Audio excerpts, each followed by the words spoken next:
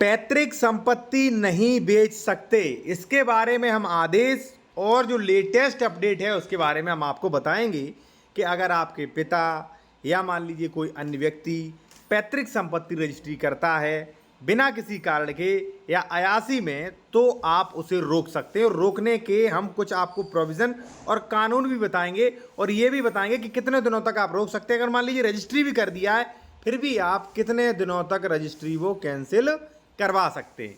ठीक है साथियों, यहाँ पे मैंने दो आदेश जो हैं नोट्स भी मैंने आपके यहाँ जो है आपके लिए तैयार की हैं। ठीक है, एक चीज़ साथियों मैं आपसे और कहना चाहूँगा, यदि आप कोई कानूनी सलाह लेना चाह रहे हैं या आप कोई डॉक्यूमेंट चेक करवाना चाह रहे हैं तो आप करवा सकते हैं। कॉन्टैक्ट नंबर वीडियो के डिस्क्रिप्शन में दिया गया है, क्योंकि कई बार मैंने देखा है कि लोग जो है एडवोकेट्स जो है वो आपको गलत जानकारी दे के आपसे पैसे वसूल लेते हैं। ठीक है, तो आप उससे भी बच सकते हैं। ठीक है, यहाँ पे आपको जो भी है बेहतर और ऑथेंटिक लीगल एडवाइस दी जाएगी। ठीक है ना।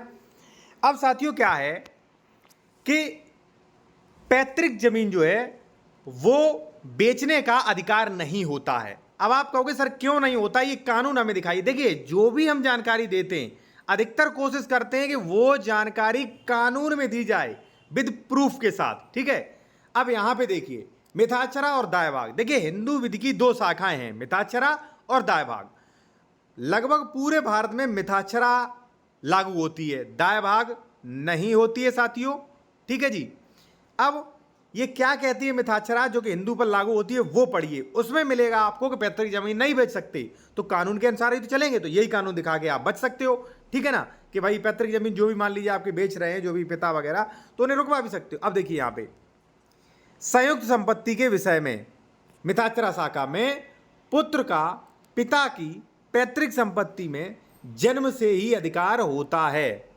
पुत्र पिता के साथ सहस्वामी होता है। देखिए स्पष्ट हो गया कि पुत्र जो है वो पिता के पैतृक संपत्ति में, जो भी मान लीजिए पैतृक संपत्ति है, उसमें जन्म से अधिकार हो जाता है।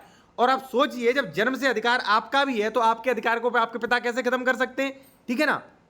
अब पुत्र का अधिकार होने के कारण एक के मरने के बाद संयुक्त परिवार का दूसरा उसके अंश को उत्तरजीविता से प्राप्त करता है।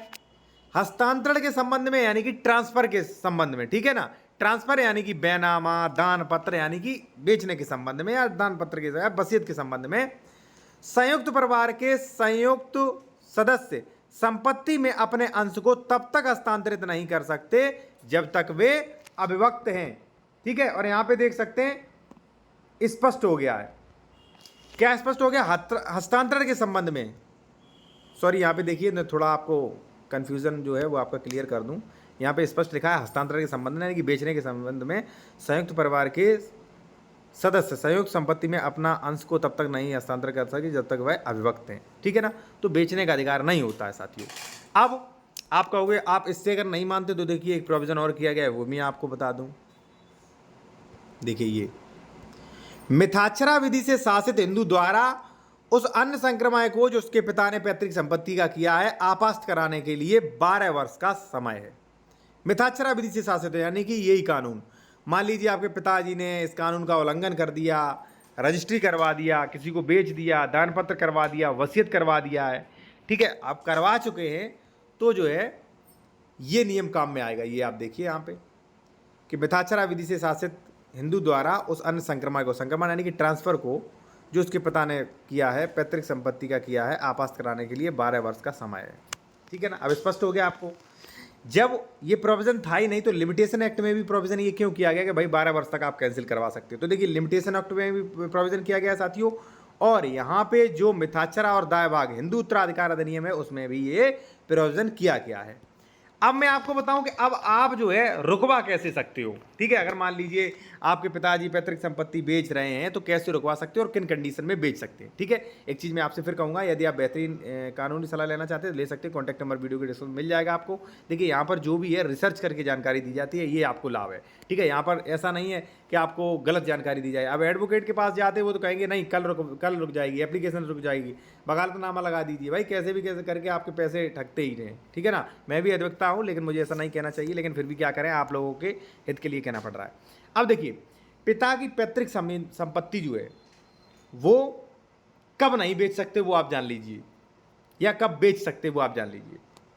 देखिए, अगर मान लीजिए आपकी माता जी की तबीयत खराब है, ठीक है, माता जी की तबीयत खराब है तो ऐसे में बेच सकते हैं। भाई वगैरह कोई बीमार है, कोई लाइलाज भाई उन्हें कराना है, फिर तो बेच सकते हैं। बहन की शादी है फिर भी बेच सकते हैं, पढ़ाई लिखाई है उसके लिए भी बेच सकते हैं, ठीक है ना। या पैतृक ऋण के लिए भी पैतृक संपत्ति को बेचा जा सकता है, ट्रांसफर किया जा सकता है, ठीक है। इतनी कंडीशन है। बाकी अगर मान लीजिए आपके पिताजी या कोई भी व्यक्ति जो है वो पैतृक संपत्ति जो है अगर मान लीजिए अयासी के चक्कर में बेच रहा है, दारू पी रहा है, या मान लीजिए वो आपका नुकसान करने के लिए कह रहा है कि मैं एक ही बेटे को वसीयत कर दूंगा, तो आप रुकवा सकते हैं, फ़ायदा ले सकते हैं। अब रुकवाएंगे कैसे? रुकवाएंगे ऐसे कि हिंदू उत्तराधिकार का जो कानून जो है उसका एक बढ़िया सा पीडीएफ लगाइए आप, एक बढ़िया सा जो है एप्लीकेशन तैयार करवाइए आप। एप्लीकेशन और पीडीएफ लगा के आप जो है ऑफिस में ट्रांसफ़र कर सकते हैं, ठीक है। और यदि मान लीजिए आपको कोई सलाह लेनी है कानूनी, यह कानून पीडीएफ लेना है, या मान लीजिए आपको एप्लीकेशन ड्राफ्टिंग करवानी है, तो कॉन्टैक्ट नंबर हमारा वीडियो के डिस्क्रिप्शन में दिया गया है, आप व्हाट्सएप मैसेज करिए, मैसेज करके कॉल बुक कराने के बाद आपसे